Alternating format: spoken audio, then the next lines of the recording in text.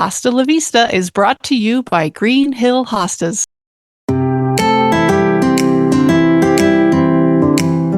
Welcome to Hosta La Vista, the podcast where the shade is cool, the leaves are lush, and the friendship's perennial.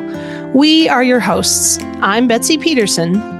And I'm Mandy Olson, two hobbyist sisters who love this plant as much as you do.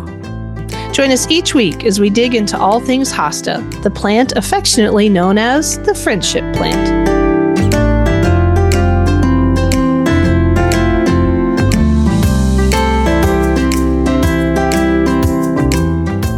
Hi, listeners. We are here with a special bonus midweek episode, and we just wanted to give you an update on how things went at the Midwest Regional Hosta Society convention. It was held in Madison this year, and it was the very first one Mandy and I had ever been to, either one of us. We had a table in the vendor room, and it was a packed vendor room.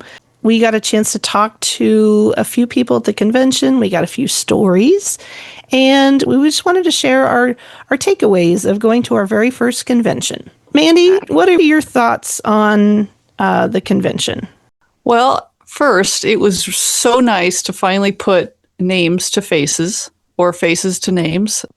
I really haven't been to anything like this ever, and I pretty much met all of these people online. Do you know what I mean? Like, and all the groups that we're in on Facebook and that kind of thing, or in publications or articles, that they've written, books, all the ones we've interviewed on the podcast, we've met them on Zoom, but not in person. So it was really nice. And everybody was so nice and welcoming. And what about you? What was your initial... I loved it. And I kept thinking, I get why people go to conventions. Like, and if you're listening right now and you're like, oh, no, that's not for me. I'm way too introverted. I mean, like, we are too. But I didn't feel that way at the convention. It just was really neat to, like you said, put a face with a name, and have somebody walk into the vendor room, see the big, we had this sign on a stand, and it said Hosta La Vista, and somebody would come over and just squeal in delight and grab us around the neck and give us a big hug. And I'm like, okay, which one are you? Oh, you're so-and-so. And, to realize that this is a person that I've interacted with for well over a year online, but I don't really know them. And it was wonderful. People kept coming by over and over again to kind of hang out, or they would stop by and show us what they had purchased. And, oh, look what I found. Or, oh, hey, have you bid on blah, blah, blah. It was wonderful. It was uplifting. And I don't know, I really enjoyed it. I really enjoyed our time in the vendor room, but also there was just something really neat about being in a huge ballroom full of people that all love the same plant that you love, and to know that they are all in various stages in their journey in collecting plants, and just seeing the excitement and the joy of, kind of having this shared passion. It was really, really neat. Yes. And the saying, you come for the plants, you stay for the people. I absolutely understand that. To know that we're all just sitting there obsessed with a plant, and it kind of brings us together. It was really neat. We talked to so many nice people. I think the standout for me his name was Andrew, I believe. Mm-hmm. Favorite thing from the whole trip, he said that he really enjoyed listening to our podcast while he was out gardening, and that it was better than listening to politics, but not as good as Led Zeppelin. We laughed and we laughed. Like, we just love that tagline. I just want to yes, I want to put it on our shirts. I know. Yes. Put it on our shirts from now on. Better than politics, but not as good as Led Zeppelin. I thought that's perfect. That's a great, we don't take ourselves too seriously. I mean, we like doing this podcast, and it is super fun, and I'm learning just a ton, as we hope you are too. But there's something about being able to listen to something in your ears while you're out tending to this plant. And I thought, that's exactly right. We're not as good as Led Zeppelin, but you know, we're good enough. Yeah. Oh Well, man. and our table was right next to Skylar's Hostas, and that's Jim Morrow of was it Naperville, Yeah, I Illinois? think so. I Yeah. think so. Sorry if we got that wrong, but he was such a helpful guy. He was very helpful in showing us how to make crosses on hostas. He was collecting pollen from different ones, and he just had it sitting on a table. And I questioned that, and he said, "Well, here, let me show you." And he picked one up, and he went over and he fertilized a flower from another one. And I don't know, I hadn't actually seen how it was done. Reading something in a book and seeing pictures and all that, but just having somebody show it to you, in real life it was very educational. And I took my camera and I videotaped the second time when you came over, Mhm. and I put that on TikTok. So if anybody is curious and want to see somebody hybridizing in action, go to our TikTok account and watch Jim show us. It was really neat. So. Well, and that whole interaction came about because you bought a plant from Jim that had a little tag hanging off one of the seed pods that said, would it say blue lettuce? Blue lettuce, yeah. And we were like, why is that tag on there? And he said, oh, because that seed is the cross I made with blue lettuce, which of course was like, what? Yeah. What do you mean you can tag individual seed? What? Tell us all about this. And of course, he was just wonderful to tell. Everybody in that room was so helpful, and they all wanted to share information. It just happened to be that Jim was right next to us. Yeah. Yeah. We'd go and strike up a conversation with him, and we each bought several plants, and they all ended up in our hotel room that we were sharing. And so there were about 40 plants. Yep. In that hotel room, and it was very jungle-like. It was fun. And then once I learned from Jim how to do this, I went back and half of them are flowering. So it's just sitting in there crossing, everything. I wasn't taking records. I know, horrible, but I was just kind of learning. So anyways, yes, that was wonderful. Very fun. You are going to have the most exciting seeds you've ever had this coming fall, because you're going to be able to be like, okay, I don't remember what I crossed this with, but let's find out. Well, and after the convention, we went to Land of the Giants, and which was magical. And just like everybody says, it's like Disney World for hosta lovers. And if you have a chance, Milton, Wisconsin, you should go. And you found what was it? It was a cosmic stardust streaked. Mm-hmm. And there has to be 60 seed pods, maybe 50 seed pods on this streaked, beautiful plant. And I was like, all right. Because I got to buy seeds this fall because I don't have a lot of stuff that's forming pods. So anyways, I came home with a ton of seed pods already, which is so exciting. Did you find any exciting plants at the convention? Well, I came home with several that I had wanted for quite some time. At the convention at Jim's Skylar's Hostas, he had Lord Puckersheen, which that was kind of we did something with an episode where we mentioned, is it a hosta or not? And we had stumped our guest, but it sure is. It's a hosta out of Wisconsin, and Jim was selling it, and I was like, oh my gosh, Mandy, here it is. So I have a picture of me holding up Lord Puckersheen, which is, I love the name, but it's also a beautiful, shiny, puckered hosta. It's really pretty. And then at Land of the Giants, I was, it is easy to get overwhelmed just walking through Land of the Giants because there are so many, many different plants. But right at the very end, I rounded the edge of one of the tables, and sitting right there was Clear Fork River Valley, which if you've listened to the Hosta Pod for very long, you know that that is my all-time favorite hosta. It is just a gorgeous, gorgeous plant. And it had 12 seed pods already on it. So I grabbed that thing and I've already got it in the ground. I'm watering it. It's loving its spot. So those seeds are coming to you too, Mandy. Oh, good.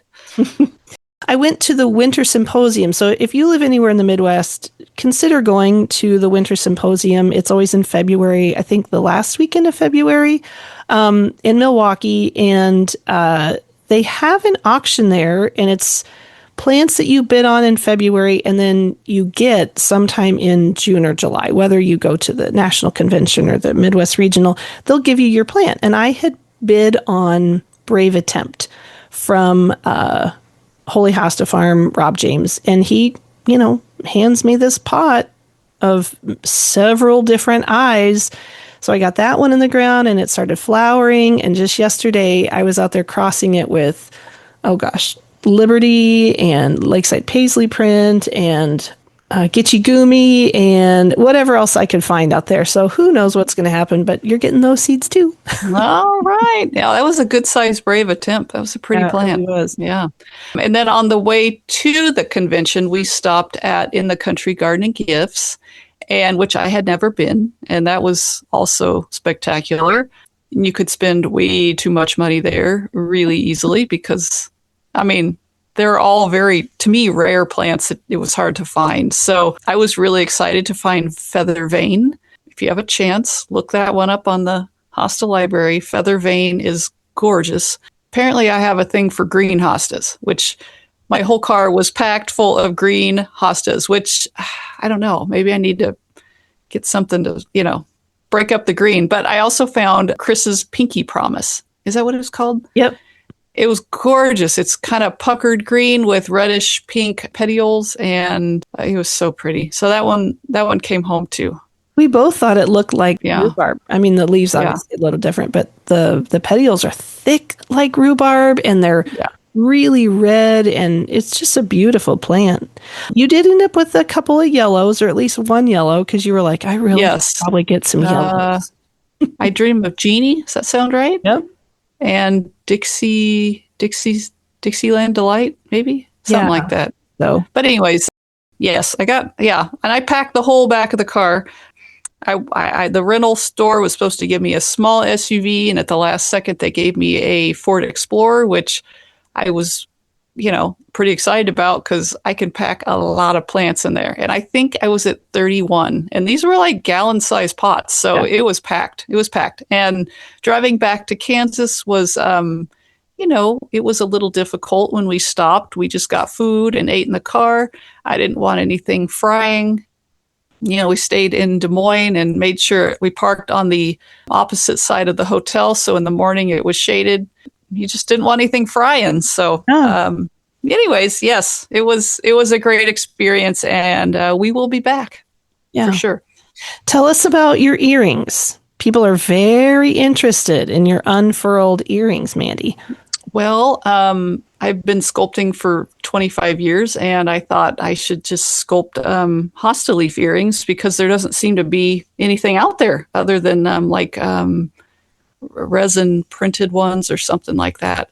So anyways, I started sculpting hosta leaves back in February and just kind of made a little stockpile. And I took, I think I had 50 pairs of earrings and maybe like 7 or 8 large leaf keychains. And they sold really well. I think I came home with like 11 pairs. Yeah. So I'll probably continue to do that at the conventions. It's a nice way to pay for the trip. So, it was a fun experience, and seeing everybody buy them and wear them was just wonderful. And it felt so nice to see like every person, men and women both. They were walking around with these dangly hosta leaf earrings, and it was great. So it made me smile. You could look out across the ballroom at night and just see everybody. Like Mary Vertz got up to accept her award. She's wearing I think she bought Wee, if I remember. I think she did too, yeah. And, you could just see them in her ears. And I thought, this is really cool. Probably I the know only that. time you're ever going to see all of your artwork in one place. I know. It was such nice people. It was great. So, But overall, we just really enjoyed it. Staying at the hotel was fun. We didn't make it up to the hospitality room to the last night because we were honestly exhausted. Vending is an exhausting thing if you've never done it before. It's surprisingly, I mean, it's rewarding for sure. But yeah. it's, when it was time to close down the vendor room, we were both like, okay, let's go take a nap. Yeah. Yeah. So the last night we made it up to the hospitality room. And if you've not been, hospitality room is just a hangout room. They have cake and, drinks and wine and stuff that you can, and there's usually board games or cards or stuff like that you can hang out and just connect with people. And that was really fun. It was really neat to, meet people we had not met before. I don't know. It was wonderful. So if you're on the fence about going to a convention, find one close to you and just go, just to try it. It's really fun. There's local societies that are, or regionals that are somewhat hopefully near you somewhere. Mm-hmm. And then, of course, next year, 2027, the national convention is going to be in Indianapolis. And you can find out more information about that at ahsconvention.org. You can already register now if you're so inclined. We're going to leave you with some conversations that we had at the table with folks that came by and were telling us stories. And we're just really thankful to the people who, felt brave enough to pick up that microphone and talk to us and tell us their stories. So enjoy, and thanks, and enjoy this midweek episode. Yeah, the registration was on a plant that we call Wu Gourd, and the plant's called Wu Gourd. It was a cross between Empress Wu was the mom, and the dad was the pollen from Abaca drinking gourd. So it created a larger blue version of Empress Wu with a white back to it. Did it get the cupped leaves? It tries to, but because of Empress Wu's leaf size, it won't do that. Oh, it won't? It curls a little bit, but mostly just about the last outer inch of the leaf will curl a little bit. Did it get the blue color? It gets the blue color. Oh, I bet that's really pretty. Yeah. And it turns just like Empress Wu. It turns into a blue monster. What did you name it again? Wu Gourd. Wu Gourd. Yeah. Oh, cool. So how big is it? It's about 4 foot by 3 foot high. And you got it from Land of the Giants? I bought it off an auction where he had the plant up for an auction. Okay. I bought the auction plant from him. Awesome. So, but it was fun. It sounds like a lot of fun. Wow. Who are you interviewing, Mandy? I am interviewing Jim Morrow from Warrenville, Illinois. Yeah. It's Skylar's Hostas. That's right, Skylar's Hostas, which is named after our granddaughter. That's right. That's like what, a 2-hour drive? Yeah, about 2-hour drive from here. Okay. And you go to a lot of conventions. I've been going to conventions since at least 2000. Really? 2000. Wow. Yeah. So that's wonderful. We've been doing this for a long time. It started off as a hobby that turned into a business, basically. Wonderful. Awesome. That's great. All right. If you go to the Hosta library, there's a registration information there, and you can follow that information. That'll show you how to register a plant. I would like to do that, so I will try and do that. Awesome. Well, thank you so much. Thank you. I appreciate it. Hi, I'm with Karen Dawson. Karen, you are from Roscoe, Illinois. Tell us about how you got interested in hostas.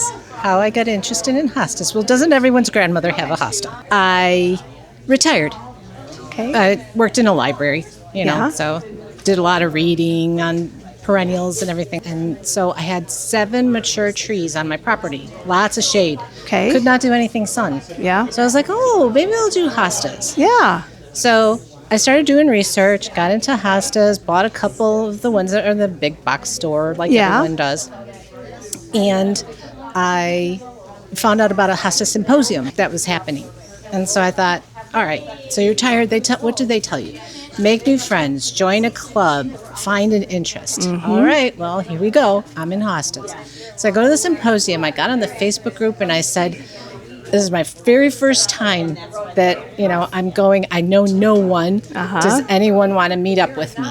So Cindy Archibald I know the reached name. out to me. Okay. And she said, sure, meet me there. So I did. And she was with a group of, I think it was 6 ladies. Okay. And we all sat at a round table and laughed and had the best time. And it turned out that one of the ladies, Pat Graves, lived 5 minutes from me. Oh, cool. And we've been great friends ever since. Oh, that's awesome. Very cool. So now we hang out. Yeah, you also said something happened to your house this year. Did you lose some trees? I did. All those mature trees that gave me a shade garden were blown away in a tornado on April 17th. And now my shade garden is a sun garden. Oh, no. So I had to take all of my baby hostas and I had to put all my babies in pots and find whatever shade I you could find. So now our contractors are going to start working. So I can't get them in the ground because the contractors will trample them. So was your house destroyed as well? We were extremely fortunate. We only had one wall with a projectile came through the wall. Oh, my gosh. So we were lucky. I mean, there were houses where the whole side of the house was gone. One person's garage imploded.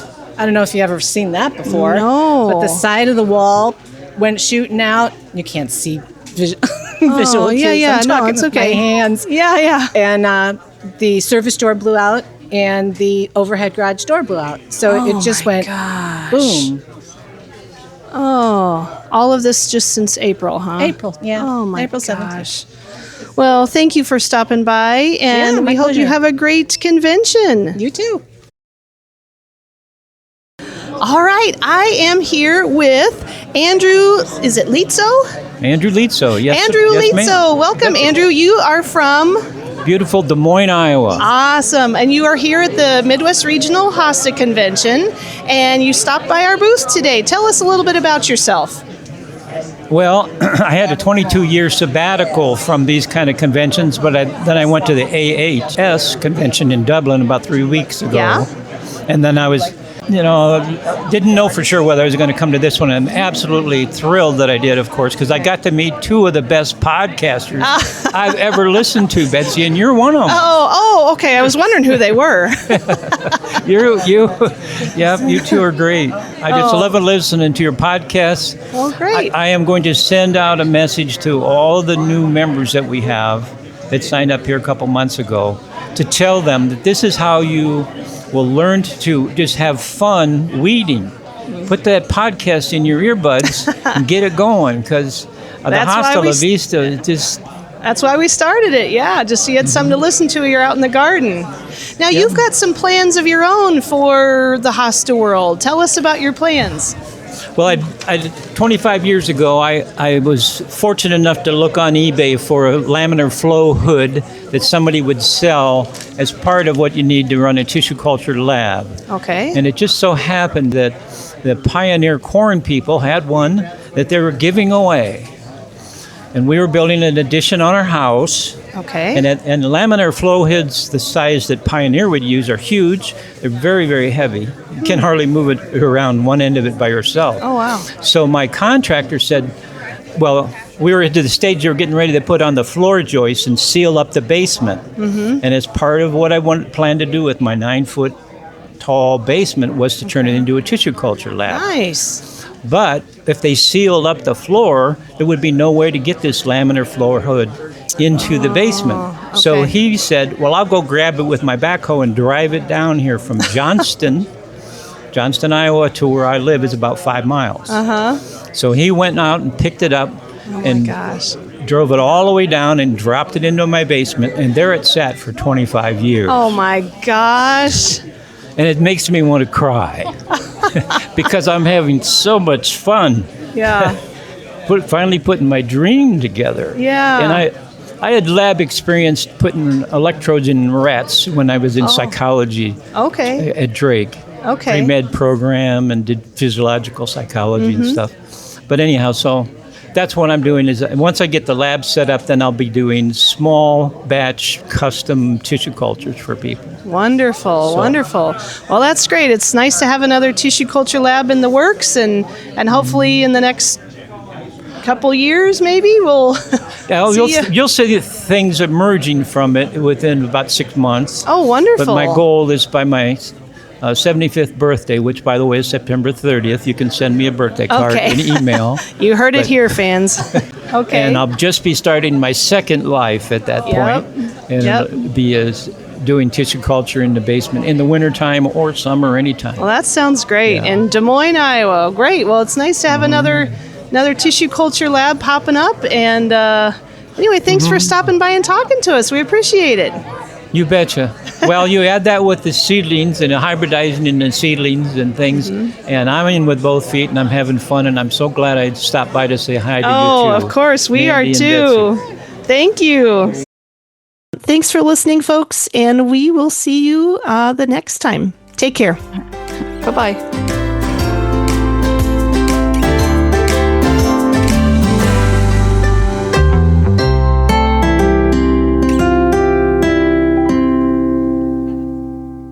Special thanks to Green Hill Hostas for sponsoring Season 2 of Hosta La Vista. Green Hill Hostas, home of great new hostas. Support also comes from Hornbaker Gardens, your destination garden center. And In the Country Garden and Gifts. This is Hosta Country. Visit their website at inthecountrygardenandgifts.com.